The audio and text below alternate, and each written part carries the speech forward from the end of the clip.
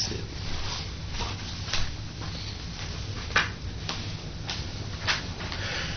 This is an interview with Mayor Phillip Curtis West for the Jackson State University Robert Clark Era Oral History Project by Emanuel J. Abston. Mayor West is in his office, that is in the mayor's office, and the time is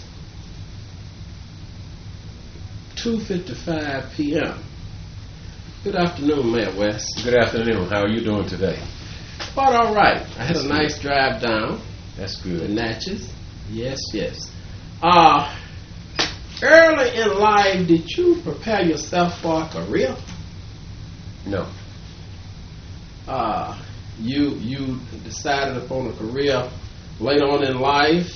You didn't attend college at the outset or anything?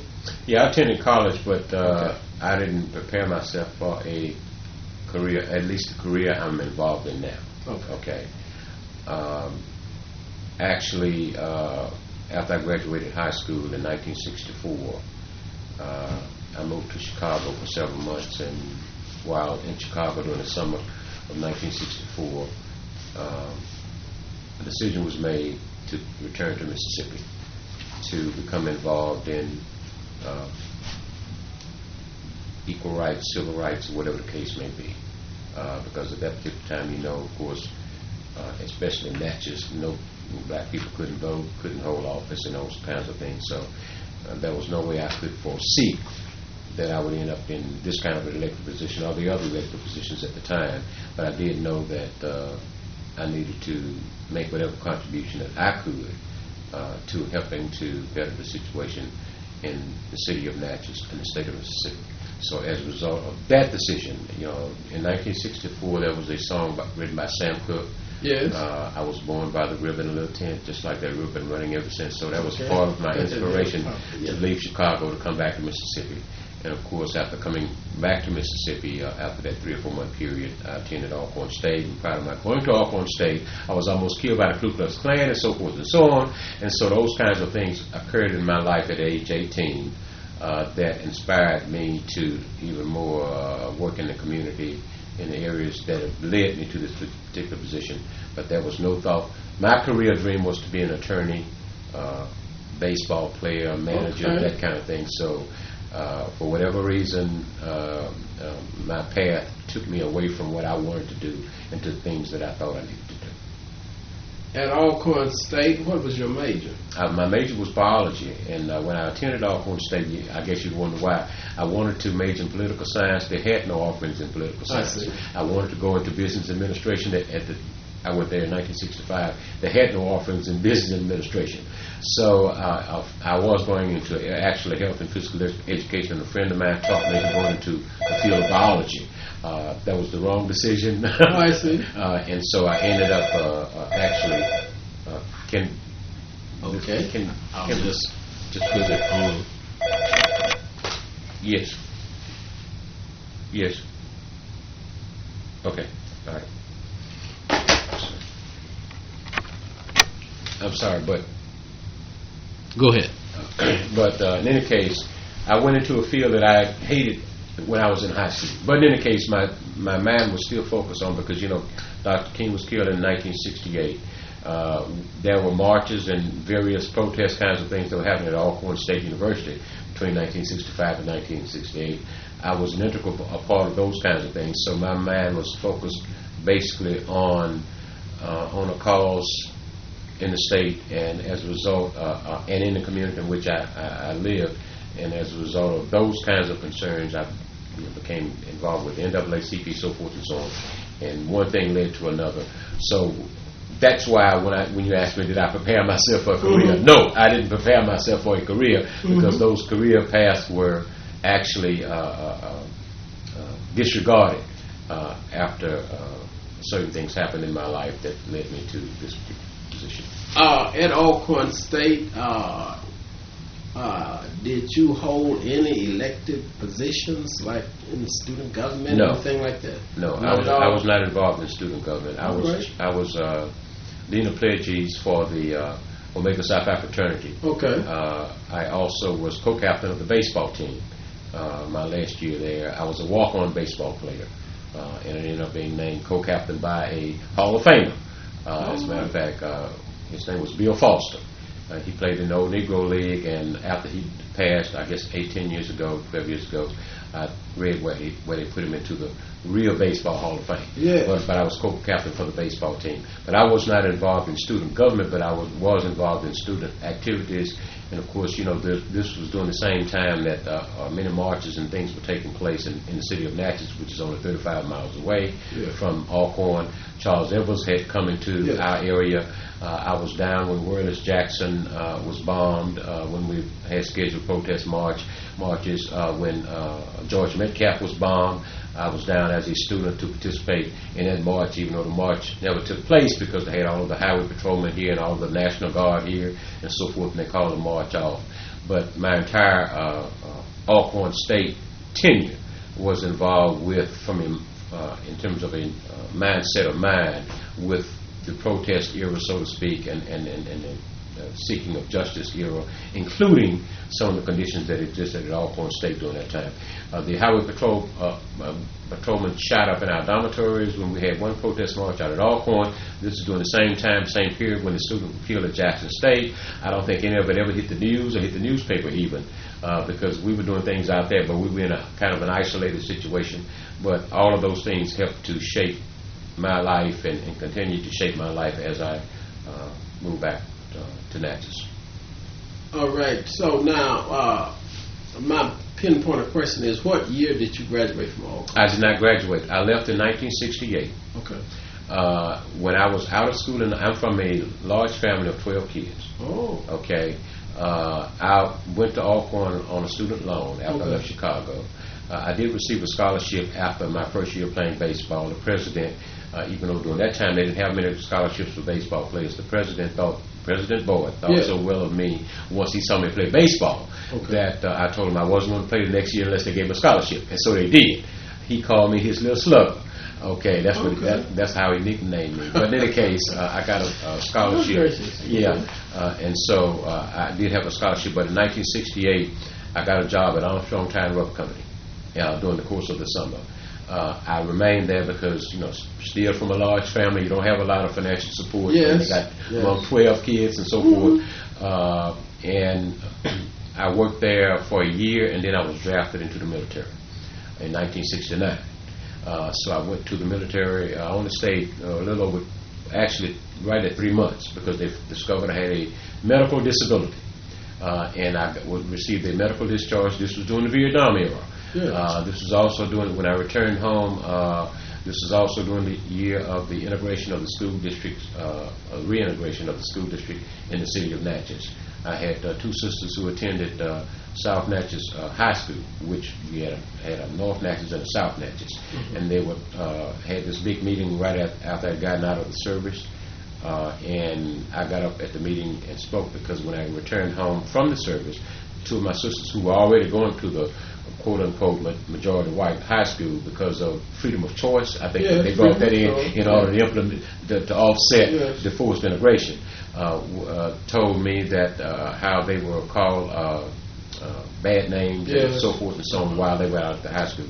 So they had this large community meeting regarding a proposal to consolidate the schools, and I got up at that meeting and expressed my concern regarding my sister's treatment out at the high school.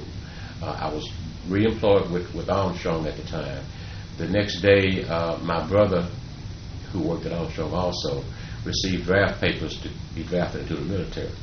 Now, the reason I say that is because my name is Phillip West, which is P. West. I worked at Armstrong. My brother's name is Ples West, which is P. West. He worked at Armstrong.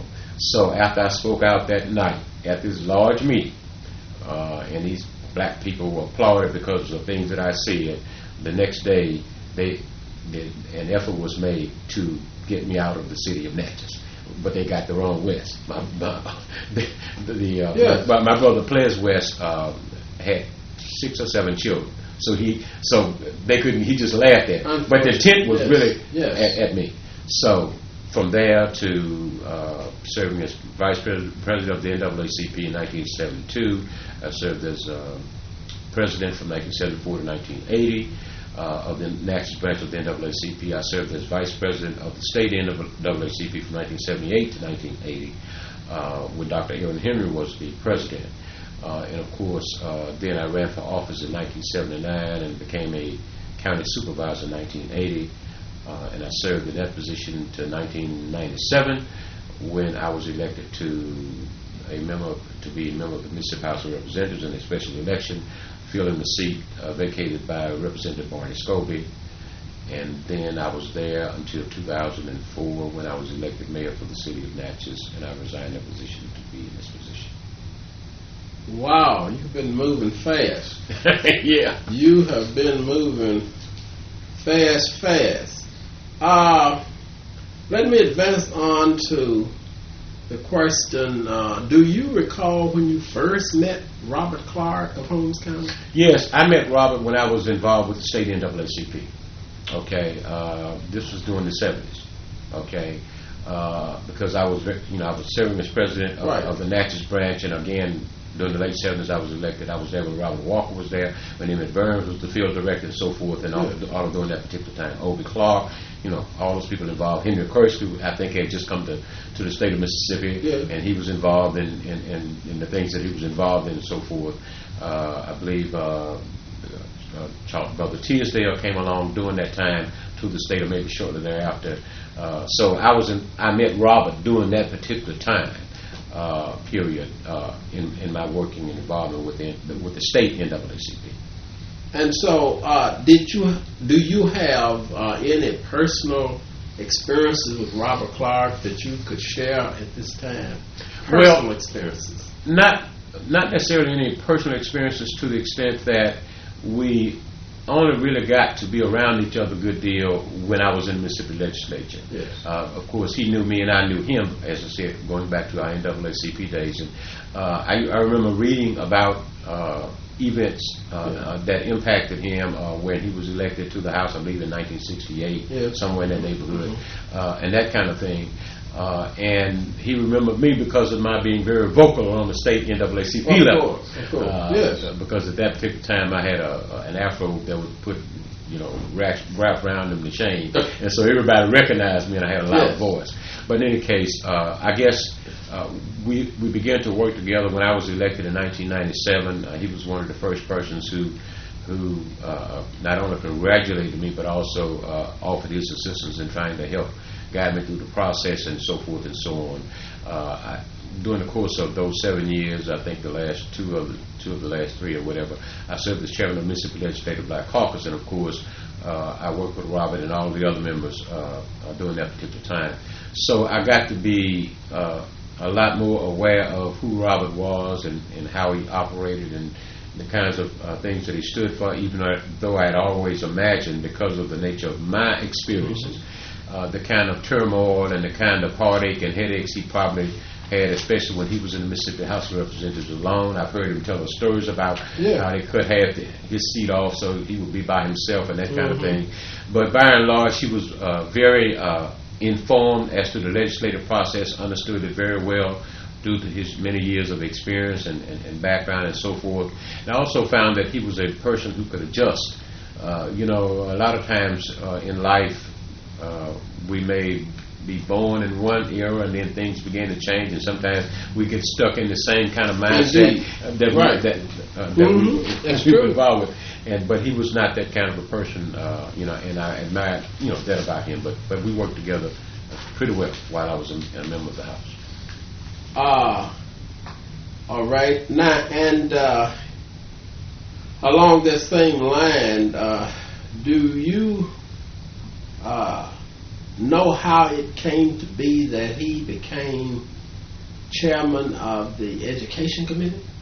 No, I don't. That was prior to my coming to the legislature. Okay. So I don't know in any detail how that may have taken place and so forth. But I do know that while he was chairman of the committee, I believe it was, I think it was during the time that they fought for the kindergarten, if I remember correctly. Yes, early meals. Yes. Right, and adequate education, those kinds of things. But I was not familiar with the details of how that may have taken place. Now, in the local electoral politics, who were some of the people who you can readily recall that assisted you in getting elected from your district? Any names pop? You mean legislative district or supervisory district? No, I mean in the state legislature. The state legislature? Sort of bypassing the local okay. for the Mississippi House. So, any person come to mind locally that helped you in your campaign strategy? How did you fund your campaign and all of that? Actually, I only spent a couple $1,000s on my campaign. Okay. But we must understand that I had been elected for 17 and a half years prior to my running for the legislative position. I had been involved in the NAACP and in the community in general ever since I was 18, beginning in 1970. So, okay. From 1970 to 1997, we're talking about 27 years. All right. So, since I had 27 years of actively being involved in the community, I think that work, if I can refer to it that way, and that involvement, really name recognition. That name recognition was the main thing that allowed me to be able to be victorious for this position, as far as that legislative position and doing that special election. So I spent very little money, but I built up a cadre of supporters throughout my career, and people just worked for me because they felt I was the best person. Now, in this same era when you came to the legislature, was Robert Clark the undisputed leader of the so-called Black Caucus or not? I mean, there's a lot of young, and up-and-coming legislators after 76. Let me say this. I wouldn't characterize it that way. I would say that he was the most respected among the caucus members, simply because of his experience, right. Not only in terms of his tenure, but the recognition by most of us of the suffering that he probably had to endure in order to still be there with his head on straight, so to speak. So it's very difficult to say anyone would be looked at in terms of the undisputed leader, because in the Mississippi Legislative Black Caucus, everybody's a leader, and most people don't want to recognize any one person. But I would say, and it would probably mean a similar thing, that he was probably the most respected of all of the caucus members by the most respected of all of the black legislators by the caucus itself during that particular period, because of just the history and his experience and his knowledge. Did the Legislative Black Caucus put together a kind of package that you all were advocating this early, or was it that you all sort of hashed things out and should I say co-authored bills with some of the other progressive whites? How did that work? To get legislation passed and the like, was it that you all had your own package and maybe well, let me say this. Most of the time, during my 7-year career, which is from 1997 to 2004, there were very few bills that were initiated and passed by members of the Mississippi Legislative Black Caucus. There's a reason for that. I would say 80% of the bills that are passed each session, and that figure may have been higher during that time, or could be slightly off one way or the other, are normally introduced and they are passed because they're introduced by the chairman of a particular committee. With the exception of the last year that I was there when Speaker Billy McCoy took over, there were only like 6 black chairmen of committees, out of about probably 40, and I'm trying to remember those exact numbers. So in other words, most of the concerns or interests that we would have had from a black caucus perspective in education or whatever, Robert Clark was not the chairman of education when I came. if I remember correctly. He was not the chairman. So most of the bills, you have your input by making sure that the chairman either introduces the bill, and you may sign on to the bill as a co-sponsor. But in terms of sponsoring the bill itself, because if you're not a chairman, it was very difficult to get anything passed unless you were that chairman. Okay, and that's not true now, because prior to probably the year that I left, actually it was the year that I left, the year before I left, Speaker of the House became Billy McCoy. Okay, prior to that we were talking about Representative Ford, then prior to that Buddy Newman. Of course I didn't know Buddy Newman, but I did serve with Speaker Ford. But under Chairman Speaker of the House McCoy, you have Representative Percy Watson, who is the chairman of Ways and Means, which is a very important committee. Let me say this. Prior to Speaker McCoy taking office as Speaker of the House, the most there had ever been was six. There had been 6 black chairmen and I think 3 or 4 black vice chairmen of committees. And 2 of those 6 black chairmen were probably chairmen of committees that we refer to as basically do-nothing committees. Okay, they're there, but they're not really that important in the scheme of things as far as what happens from a legislative perspective. The Speaker, McCoy, appointed 12 black chairmen and 15 black vice chairmen. So a lot of legislation now, and Robert Clark retired prior to this particular development. That's the year he retired. I'm quite sure a lot of pieces of legislation have been passed in the name of various black members, but in terms of addressing those issues and concerns that impact our community and impact the community in general from a socio-economic perspective, be it education, economic development, as I said, for the most part, since all of the chairmen of the important committees were white, blacks would end up signing on as that's how we would influence the legislation, try to get that particular chairman to introduce that legislation, and we would sign on as co-sponsors of that particular piece of legislation to have our influence to be shown from that perspective. So the record may not show that,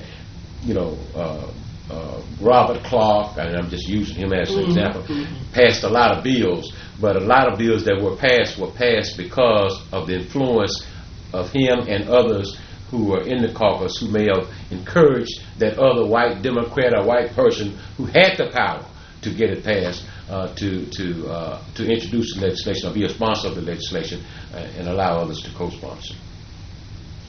Along that line, can you name maybe 2 or 3 other blacks that McCoy put in place? Yes. Other than Watson? Yes. You've got Willie Perkins, Attorney Willie Perkins, who's chairman of Local and Private. That's a very important committee. That's where all your local and private requests for legislation has to go through him. Right. For municipalities, counties, or whatever. Okay. You've got Walter Robinson, who's chairman of municipalities. Okay. All legislation that deals with municipal government has to come through his committee. And the chairmen of all committees are very powerful because they can determine whether your proposal is heard or not heard. You've got, I believe it's, let's see, I've been gone for a year and a half, 2 years now. Okay, you're talking about the chairmen, okay. Sub-chair, it seemed like to me the numbers of blacks were increasing. So it was way more than it had ever been in the history of the state. Right. I can tell you that. Walter Robinson. You had David Green, who was chairing. David Green from Gloucester? That's correct. Oh, okay. Fees and salaries. Okay. Every person in the state of Mississippi who wants an increase in their pay or whatever, he was chairing that committee. Okay. He was named chairman of that committee. I'm trying to think of, because there were 12 now. Well, that's about 6. Okay. They'll come to me. Like I said, I recognize we're going to go back to some of this thing, but it's very important because I know that history will show that that was the time when the African American community, as far as a legislative perspective, had more power than probably any time during the state's history. Even though I know we had John R. Lynch, who was Speaker of the House, the real power I cannot perceive of the African American community having power commensurate to this particular period when he named all of these committee chairmen. I believe Linda Coleman was serving as chairman of the committee. Attorney Linda Coleman from Mount Bayou. I think now she's over fees and salaries since David Green has left. I'm quite sure of that. Well, there's some others, and they may come to mind as we talk, but I just can't think of remember all of them now. Right. In your last 4 years, and you said 97 to 2004. Correct. What bills did you champion for the most part? Here again, you're saying you signed on and the like. So what legislation are you most proud of that your name is attached to, Mayor West? Well, I can't remember everything that my name is attached to because our name is attached to so much. Okay. In terms of being the lead sponsor, I don't really recall one piece, and there may be one or two, I just don't recall. Okay. But in terms of what I'm probably more proud of than anything, I'm more proud of what I just talked to you about than I am anything, because for the first time, it really put our community in a position where we can make things happen, as opposed to always having been in a position where we had to try and influence somebody else to make something happen. Right. But I think probably the teacher pay raise during when we had that legislation enacted that gave us the pay raises for teachers over, I think, like a 6 or 7 year period. I would think that would be one of the things that I would be more proud of than anything else. And I'm talking about from a state perspective, because there were other things that we may have done that may have come to my particular district or my particular area, whatever. And of course, I supported that, and actually was a very I was an advocate for that because I didn't see it as a teacher pay raise. And I say this on the floor of the House, and it's funny that you should ask me about that question you've asked, because when I got up and spoke on it, there was an article in one of Robert Clark's newspapers in the area in which he's from, in which they referred to me as the preacher got up on the floor. And my statement basically was, and I'm trying to recall back, I can't remember all of it, but I basically said that it was not a teacher pay raise bill, it was a children's bill.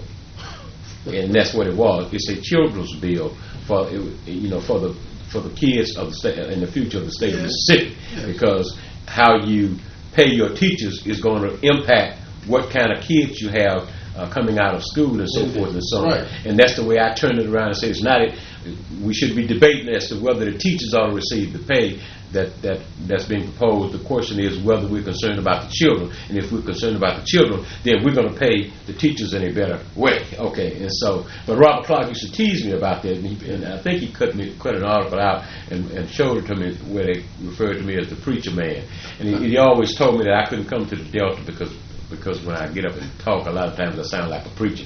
And he told me the preachers would run me out of the Delta if I came up there.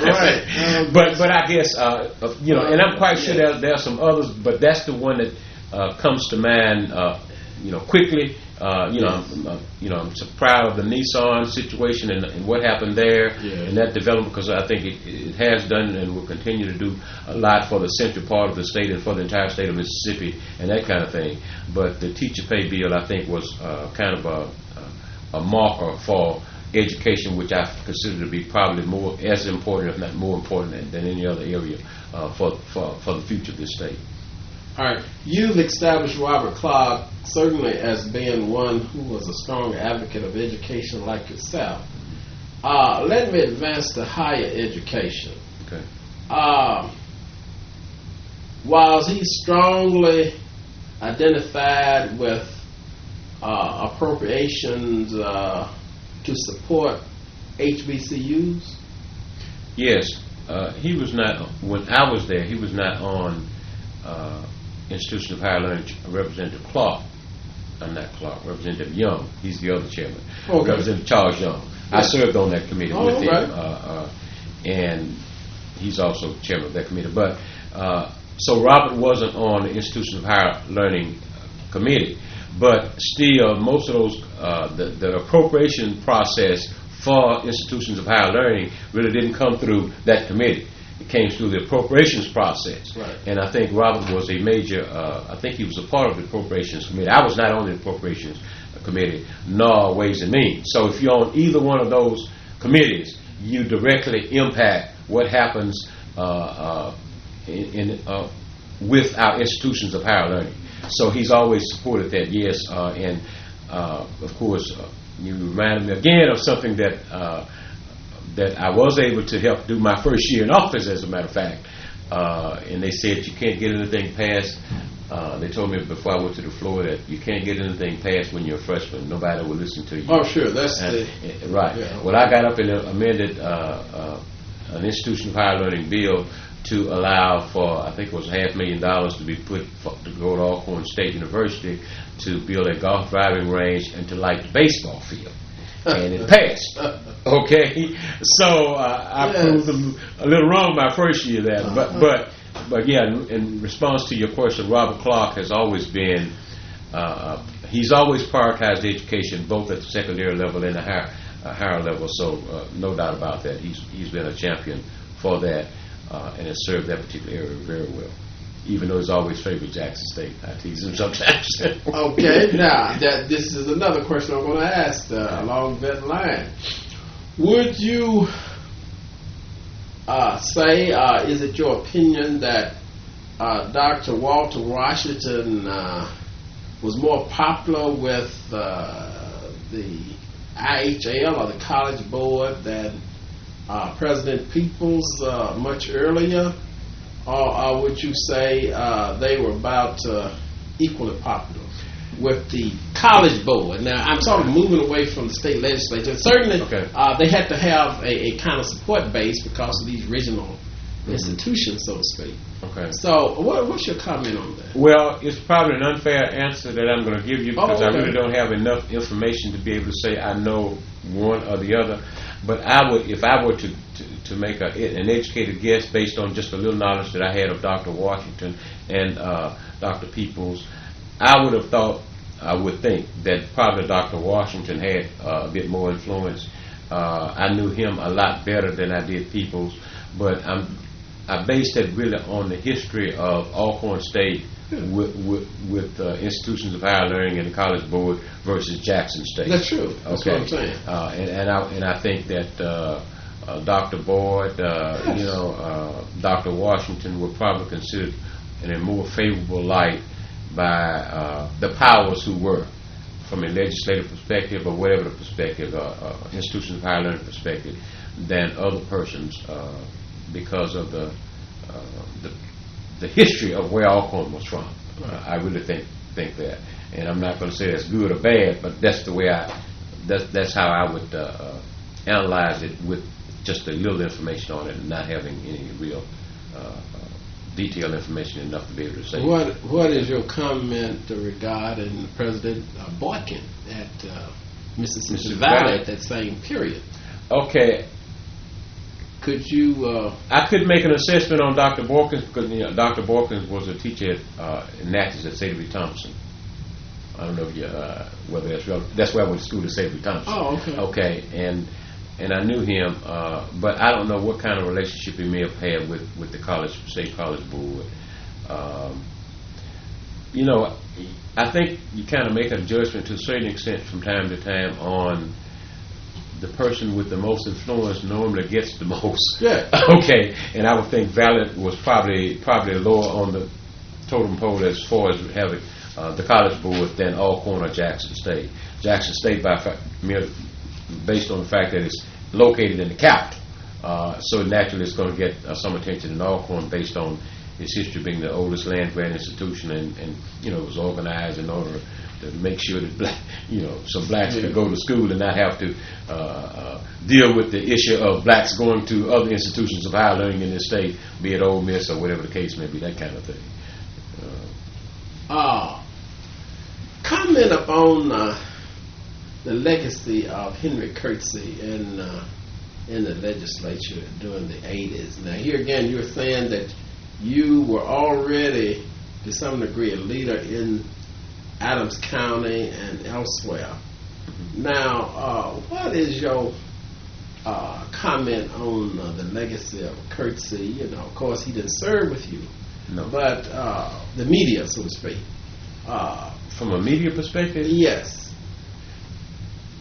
Redistricting and the like, as far as his legacy in the legislature. I think his real positive legacy is redistricting. Right. I don't know what kind of legacy he would have as far as serving, in the legislature. I don't. He was there during that period, during the early '80s, I think it was, right, when there were very few blacks there, or fewer than what are there now, and certainly it was not during a period when it was politically acceptable for there to be open coalitions among blacks and whites in order to get legislation passed or enacted in the state of Mississippi. And so I think he resigned. I didn't seek re-election after he was there a short time, and I think that was probably part of his frustration. I think his legacy is really redistricting, even though he was also in the forefront many times of taking on controversial issues from a public perspective that most people in black positions of black leadership would rather not be out front of, right, be they elected or wanting to be elected, or whatever the case may be, even during that time. So he and I had some similar kinds of characteristics in those particular areas, but I think his legacy would be the redistricting that he was involved with, both on the state level, local level, and even the congressional level, as relates to. I think he was involved to a certain extent, if not involved with it, the impetus for perhaps redistricting that led to having a black congressperson elected. First it was, SB, and then of course Benny Thompson. So would you contend that he had a kind of modest following in the state legislature as far as men who wanted to be mentored by him, so to speak? Henry Curtis? Yes, independent man, should I say, his personality of sort of... Well, that's very difficult to answer. Okay. Since I didn't serve with him. Right. But I have, based on the information I've been provided with, and based on my experience during the 7 years that I was president, I don't think there was one occasion where, perhaps early on when you had 3 or 4 blacks there, where you had the kind of unified effort, so to speak, from a black perspective, in terms of the black representatives or senators working together for a common goal. I think different people chose different paths to try and accomplish things that they thought that needed to be accomplished, and oftentimes it was necessary that be done. In other words, some people have to try and play the inside role as best they can. Some people have to play the outside role of being an advocate, be in an adversarial position in order to help make things happen and that kind of thing. So I think he was a part of that mix in terms of how many people were being mentored by him or what have you.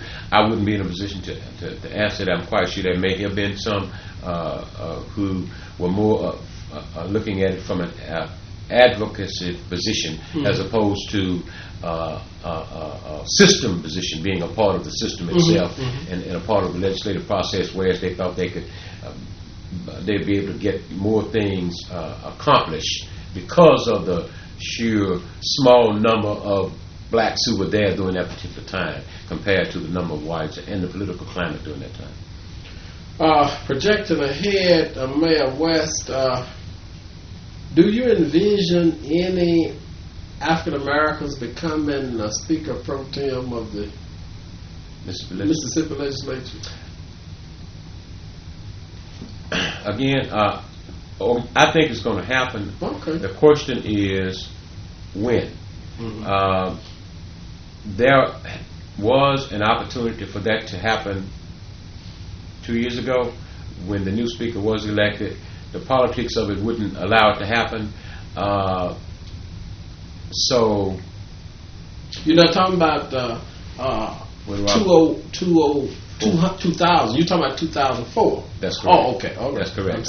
Right, 2004. Oh. That's when Speaker McCoy was elected Speaker of the House. There was an opportunity then to have a Speaker pro tem elected who could have been African American, but the politics of it didn't allow it to happen.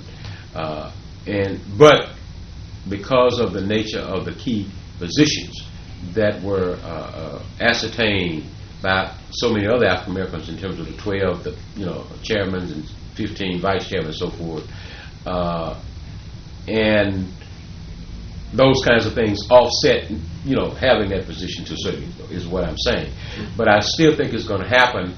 I just can't say whether it may happen in the near future or it'll be further down the road, 10, 15 years from now, because I actually think there's a possibility that you could have a black Speaker of the House prior to having a Speaker pro tem under the right scenario.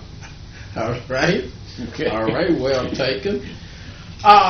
Do you take exception to me referring to Robert Clark as being the most influential African American in 20th century Mississippi politics? I wonder about that, whether I would consider that as being an accurate analogy of what he was.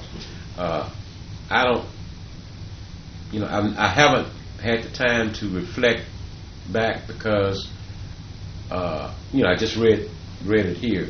And I don't think I would characterize him as such for the 20th century.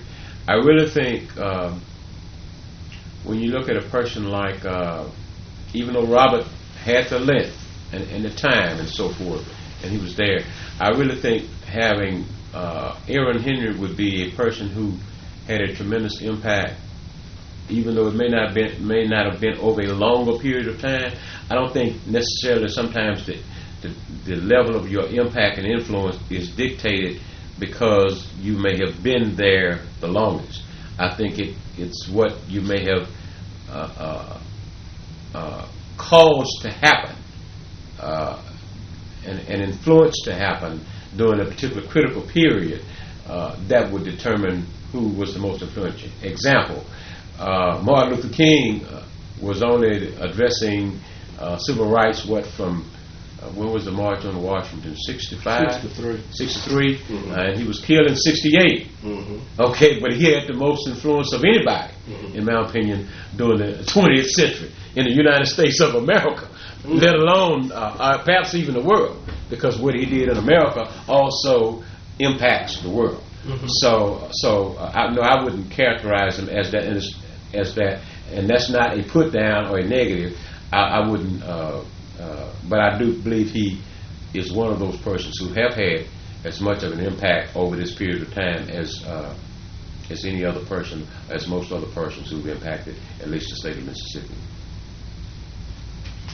Now, I have asked you some pointed questions like, are there any unsolicited comments you'd like to make at this time before I close it down here, Mayor West? You mean in reference to Robert Clark? Robert Clark, indeed. Okay. This era. You see, I consider the era to be 68 to 2002. Well, let me say this. One of the things that I think what you're doing is very important.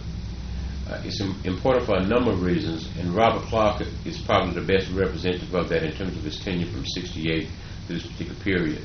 And a person such as myself, and there are other persons in similar age category, who have been involved from the late 60s at some level up until this particular point. Mm-hmm. It's a difference when you may have been living during that time, but you only got involved in 1990.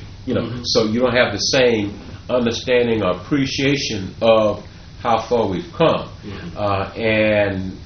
And so I have the utmost respect for a person such as him because of that. Because just for him to seek office in 1967 was a major step forward, even though he was elected in '68 and didn't have to go through that period where to just stay alive and be in a situation and to see, as I tell people when I talk to especially young people about the city of Natchez, when I was a young person and in 1962, 63, 64, 65, I could not even dream that I could do this or do that or whatever. There may have been some other person smarter than me, but I couldn't dream of it because of the nature of the situation. And to see us having come from having nobody elected to having basically half the community represented, to having a situation where there was a time when a black person couldn't go in a white church, or if a white minister got up in a white church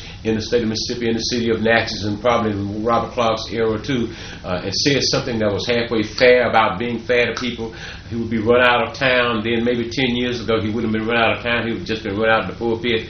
And to live and have a time and see a time and place where during Hurricane Katrina in the city of Natchez, we had more black people sleeping on pews and in annexes of more white churches than we had black people sleeping in annexes and on pews of black churches.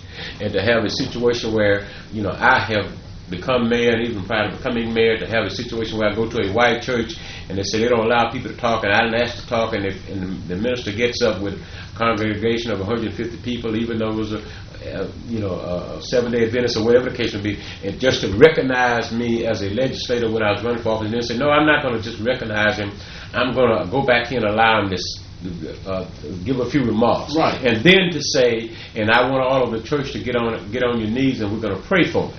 Okay, so I've seen that, and then that kind of situation, and Robert Clark is what I'm saying. We talk about him, and I'm saying to have lived and have seen those kinds of situations come to fruition.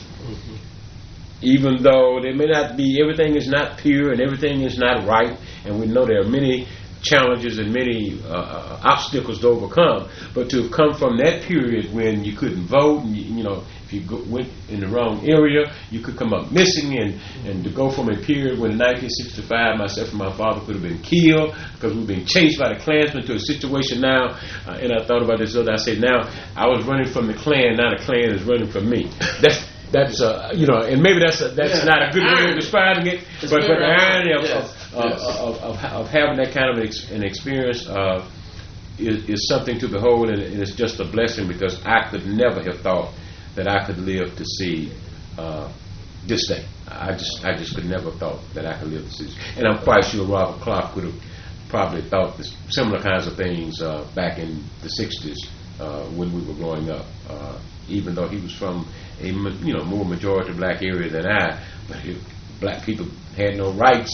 I mean, you couldn't think, well, I know I can be the governor when I don't even have a right, even though there may have been some smart ones who may have thought that, and there will be an African-American governor of this state. I believe that there will be African-Americans in all positions in this state eventually. I may not live to see him, but it's going to happen, and it's all because of what he and others have gone through in order to open up those doors, because there has to be pain and suffering in order to move forward. What did Frederick Douglass say? There's no progress without sacrifice. Yes. Struggle and sacrifice. Yes, that's true. That's true. So. Here again, I wanted you to comment on your strategy as to how you really got elected, though. Is it that you had a platform, or is it that the makeup of Natchez itself, as far as black-white population, has increased substantially as far as blacks? No. So give me your commentary on the makeup of Natchez, say in the last decade, as far as white-black population, and your strategy for becoming the mayor, since I think Robert Wood was right. Yes, and here again, you might be certainly able to comment on Reconstruction also. But what is your response to that?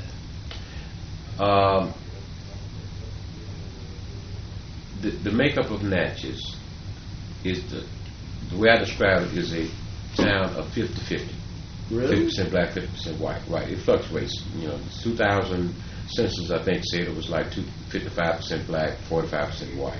But that's population. That's not voting age population. Right, population per se. Okay. That's correct. So the voting age population is probably either the reverse or closer to being 50-50. Actually, on the voter rolls before I ran for mayor this last time, I counted and I did my assessment, and you talk about 500 to 600 more white registered voters than blacks. Okay. And so forth. Now, in terms of my strategy for being the mayor, I had no strategy for becoming the mayor. And that is to say, I had no plans to seek the office. It was a spiritual thing that came as a conduit through other people. Okay, I qualified for the position of mayor on the last hour of the last day of qualifying. I had announced to people who had called me while I was in there serving in the legislature, because we were in session during this time, that I told them 2 weeks prior to the qualifying deadline, I didn't want the position. I was not going to seek it, even though they had asked. What happened was a friend of mine who lived in Birmingham, Alabama, a lady who died of cancer, who was originally from Natchez, she died the last week of qualifying. I called home because in the last week or two of the session, we don't come home for weekends. I hadn't planned to come home. I called home and asked my wife to tell me when the funeral was. I thought it was going to be on that Saturday or that Sunday, and I was going to come home to her funeral. She called me back to say the funeral was on a Friday, which was the qualifying deadline. I went to the church, to the funeral. While in the church, it began to, the question began to come in my mind, God, are you trying to tell me that I need to qualify to run for mayor? Because you know I had no intention of being back in Natchez. I don't want the job and so forth. So I decided to, after I left the grave site, to go down at 4 o'clock, qualifying deadline was 5 o'clock, and signed up to give myself a few more days to think about it. I was a little naive because I was thinking I was going to have a few more days to think about it when the next morning's paper, the headline read, West qualifies for mayor. My phone started ringing from people in the community, not rich black folk, poor black folk, people out of the ghetto, okay, many of them, and they said, we're so happy you qualified to run for mayor. I said, actually, I'm just thinking about it. Most of them said, no, you're not thinking about it. We need somebody to vote for. So from that, there were 6 white candidates in the race. I was the only black person. I had never run. You know, I've been elected 8 times, 9 times, whatever. The first time I ran for office as a supervisor, there were 7 people in the race, in the Democratic primary. I won without a runoff. 4 were blacks, and 2 were whites. So I guess I'm saying that to say there was no plan in my mind for Phillip West to be mayor for the city of Natchez. Okay, it happened because of the things I've just articulated to you, and even while I was running, and some people resented, I said, I'm not running because I want this job. I'm running because you all are making me run, and evidently, it's a godly thing. Okay, and I won. I was able to. I never had a runoff in my life. Every time I would run, I told you the first time, every time I've been unopposed, I won in the first primary if there was an opposite person or 2 in the race. So I've only run 1 time, and it was over. I ran 3 times in a period of 5 weeks, and I was going back and forth to Jackson just about every day in the legislature. Okay, because we were still in session. Sure. And I won the Democrat. I made the Democratic runoff. We defeated the incumbent by 106 votes. 3 weeks later, I had the Republican challenger, and I was still in the legislative session. We got out the weekend before the election. At least they got out. I didn't go there that weekend, and I beat her by 100 votes. And and I know it was a godly thing. There were 200 people who worked for me. Nobody was paid 1/4. Really? Correct. Nobody was paid anything. All the money that was raised that continued to flow in used for television ads, radio spots, newspaper, mail outs, all this kind of thing. So things just started happening. I'm telling you, when I announced, when I qualified, most of the community a good bit of the community had already made up their mind in terms of which one of these candidates they were going to support. So I had a political problem there, okay, because the people who committed to people, because they didn't know anything about Phillip was going to run, and those people who had asked Phillip to run, I told them I wasn't going to run, and I was finished with it, and all of a sudden they see my name in the paper. So when other people say, well, you can't get out, I ended up doing that. So I'm saying it was a spiritual thing. I was not supposed to be in this seat today. I was probably one of the most vilified persons in the history of the city of Natchez, mainly because of my, Robert had it a little bit easier than I, okay, because when you're president of the NAACP and you led boycotts in your community, when in 1989 I led a boycott of the whole town, all this kind of thing, when I had picket signs in front of the sheriff's office, doing a so-called riot that he claimed, and I was a supervisor, and I was out there in the line picketing against him. So I was not a well thought of person to think that I could get enough whites to vote for me so I could get elected. Okay, but there was probably 150 to 200 whites who voted for me. I won by 100 votes because there are more white voters on the roll than black. But here's the key. This told me. This had never happened before in the city of Natchez, and perhaps even in most places in the state. There were, each time I ran for office, instead of fewer people going out to vote, or fewer black people going out to vote, more went out to vote. When I was in the runoff, the next time I voted, 500 more black people went out to vote.